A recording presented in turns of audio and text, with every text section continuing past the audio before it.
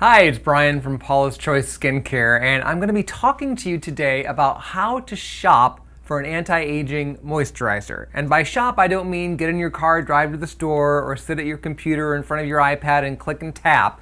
I mean what to look for when you are actually considering a moisturizer and you're trying to find out which one is going to be best for your skin type. So what I'm going to do in this video is go over 4 different moisturizers. These are examples from Paula's Choice, but they would really apply to moisturizers from any brand. And I'm going to point out which ingredients in each product for different skin types are creating the texture, and then the buzz or the really beneficial anti-aging ingredients that everyone's skin needs. So before I get into specifics, let's go back to what everyone's skin needs. Regardless of whether your skin is oily or dry or breakout prone or somewhere in between, if you are concerned about fighting signs of aging, and who isn't, you need to look for antioxidants, and there are many, skin repairing ingredients, I'll get to those in a minute in terms of specifics, cell communicating ingredients, and anti-inflammatory ingredients, which for the most part can also be, and usually are, antioxidants. So I'll talk about some specifics there, but what I wanted to do first was hit on some basic pointers in terms of what to avoid. So really quick, don't spend a lot of money on facial moisturizers. $30 to $50 is right around that range, and you could spend even less than that to get a really good product. You can spend more if you want to, but just know that doing so isn't going to get you better results. And it may not, in many cases, even get you a better formula. The second thing is that when it comes to anti-aging ingredients, as we've said before, they are very sensitive, the majority of them, to breaking down in the presence of light and air. What does that mean? No jar packaging. Please, please, please avoid it. I know it's pretty, I know it feels nice, it looks good on your counter, but as soon as you take the lid off that jar, those precious ingredients you're paying extra for that really can help your skin start to break down from the first time.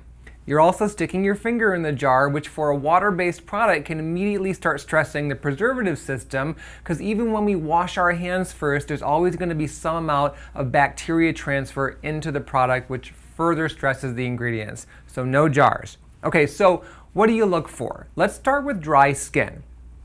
It's all about texture, which is actually true for any skin type, but particularly if you have dry skin, look for moisturizers that have a cream, rich lotion, or a balm-like texture. Now I have this option from the Paula's Choice Clinical line. Let's just go over a few of the ingredients. So pretend that you're with me in the store and we're looking at this label together. You've got water, which is the first ingredient in most moisturizers. You've got shea butter, thick, rich, good ingredient to see among the first few. What else? You've got a triglyceride. That's an excellent repairing and moisturizing ingredient. You have a thickener, glyceryl stearate SE, very commonly used thickener. The further you see that up on the ingredient list, the thicker the product is going to be, specifically in this case because you've got a thicker buttery ingredient in second place. There's some additional butters and oils and thickening agents in here, all of which create this product's rich, creamy texture. Now dropping down a bit, we have another product that is also for dry skin, but kind of more, you could also use this if you have normal skin and want a creamier texture. And this has, you've got your water, you've got a couple of heavier duty thickening agents along with some plant oils. When you see those ingredients among the first few, you are getting a creamier, richer product. Now, one of the other early ingredients in this moisturizer is butylene glycol. Butylene glycol along with propylene glycol are very common ingredients in moisturizers because they bind moisture to the skin. They also improve the spreadability and the moisture retaining properties of a lot of products. But they're also thin textured ingredients, so if you see, for example, butylene glycol among the first few ingredients, chances are it's not necessarily going to be as rich or creamy as that first moisturizer I showed you with all the butter and triglycerides. Kind of like what you shouldn't be eating, right? Well, actually, butter's coming back. Yay. Skin Balancing Moisture Gel, it's an example of a lightweight gel type moisturizer, something that someone with normal to oily or combination or even breakout prone skin should be looking for. Now, this product also has water as the first ingredient, but unlike those thickeners, those oils, and those butters that we talked about earlier, this has a lighter weight series of ingredients, including cyclopentasiloxane, which is a really thin but silky silicone. It has the butylene glycol we just discussed, some glycerin, and then a series of antioxidant and plant extracts, all of which are light in nature. So you can tell by looking at the ingredient list for that type of product that it's going to have a thinner texture. In the case of this specific product, it's more gel cream with the emphasis on gel.